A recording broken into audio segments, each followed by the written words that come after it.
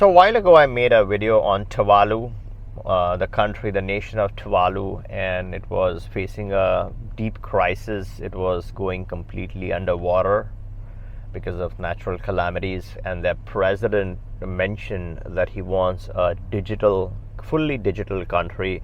So yes, they might physically live, the residents or the citizens can flee, right? The natural disaster can live physically anywhere, but the country will continue to exist through its digital infrastructure. So your daily livelihood, your businesses, your bank accounts, all your assets and all of that stuff can be digitized, and that can be preserved irrespective of where you live. And this concept is very, very important, and that is why you need a country that's not dependent upon land. When you have land, it can be attacked. There could be terrorism, land can be captured. You see the conflicts that are going on.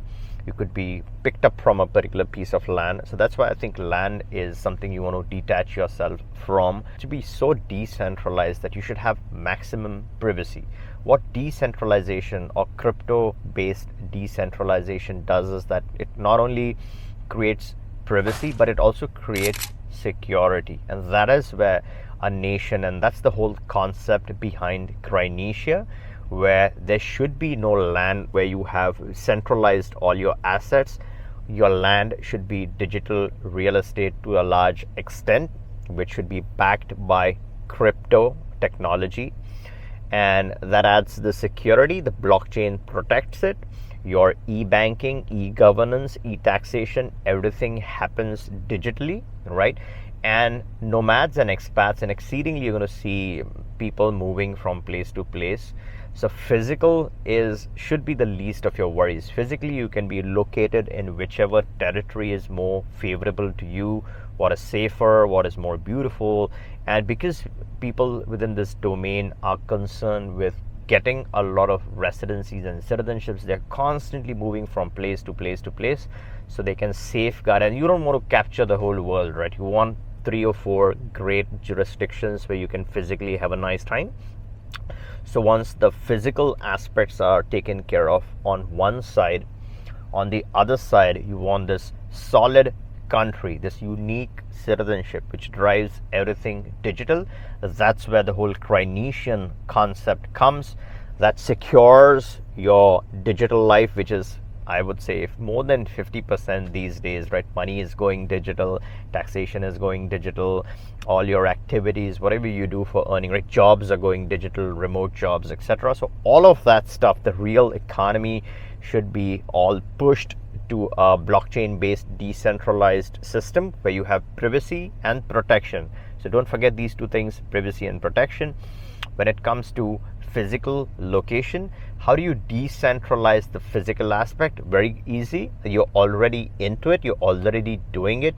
If you're a follower of Good Life Investor, we talk about residencies and citizenships. Citizenships is the highest benefit. You don't want the wrong citizenships. You don't want something that you can't get rid of. Let's say a perfect example would be Argentina. Again, it works for some people, doesn't work for others.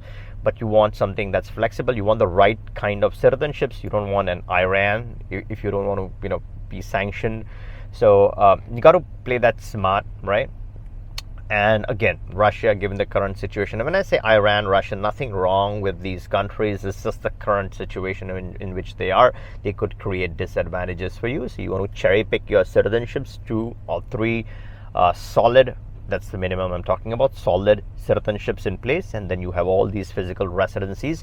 So you're decentralizing your physical presence, right, on one side, and you're decentralizing your assets with another country, which is completely off the beaten path. It's completely off the radar.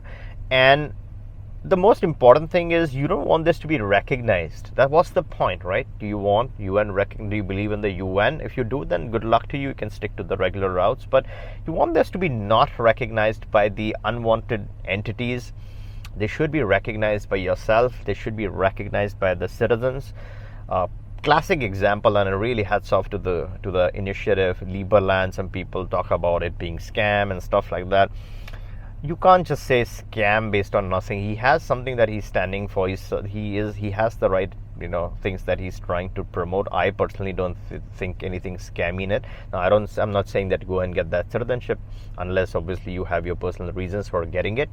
But you got to be smart with these things, right? How you're looking at these things. So that's the whole point. All right. Make sure you're subscribed to this channel, right? So you get notified of any new developments. The other big thing that I'm looking forward to is opening up citizenships in future, so a lot of people can be a part of this initiative. One of the big focus for me is going to be citizens who can help with promoting the country in various ways, right? So the blockchain based technology, enhancing that and all of that.